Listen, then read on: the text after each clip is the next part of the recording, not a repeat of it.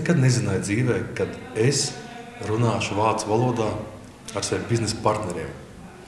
Un es nekad nebiju domājis, ka mana puse no maniem klientiem, ar viņiem būs jānāk krieviski. Jo vidusskolā bija iespēja atteikties no krievu valodas. Un 80% bērni tajā laikā, mani klases biedri no viņas arī atteicās. Es neieteicos, jo es jau tajā laikā redzēju, ka valodas tā ir iespēja.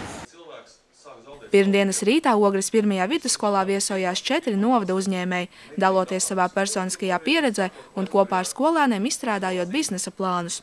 Skola sadarbībā ar Ogres biznesa un inovāciju centru realizē pilotprojektu, lai jau nākamajā mācību gadā piedāvātu iespēju skolēniem apgūt padziļinātas zināšanas par ekonomiku un uzņēmējdarbību. Turklāt tas viss līdzdarbojoties ar uzņēmumiem.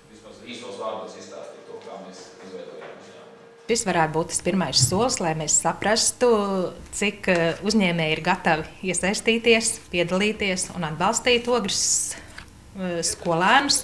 Viens ir zināšanas gūt no grāmatām un teorētiski, bet visam, kas cits ir, ja uzņēmēji ir gatavi sadarboties, piedāvāt reālu sadarbību, kaut vai prakses vietas, darba vasarā vai, es nezinu, kaut ko, kas ir saistībā ar viņu uzņēmējdarbību.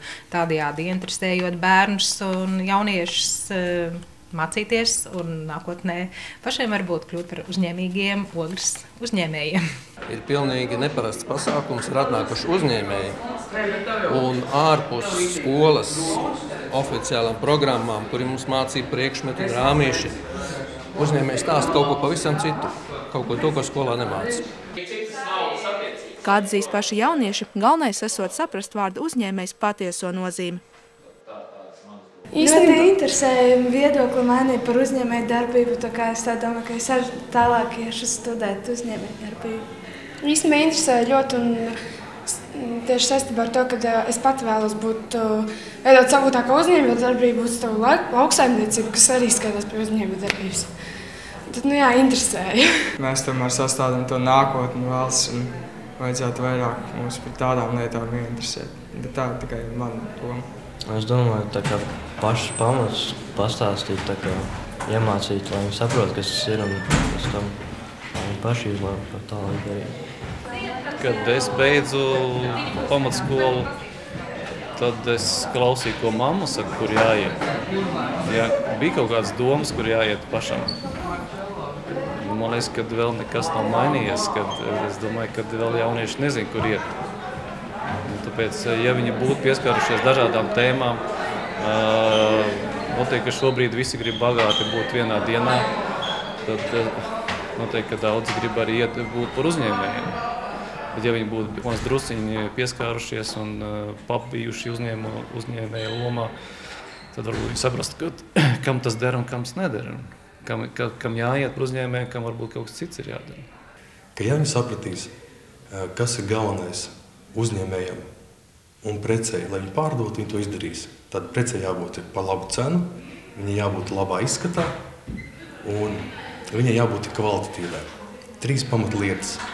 Bet par šīm 3 pamatlietām bērni jau var mācīties ne tikai pamatskolā, bet jau bērnu dārzā.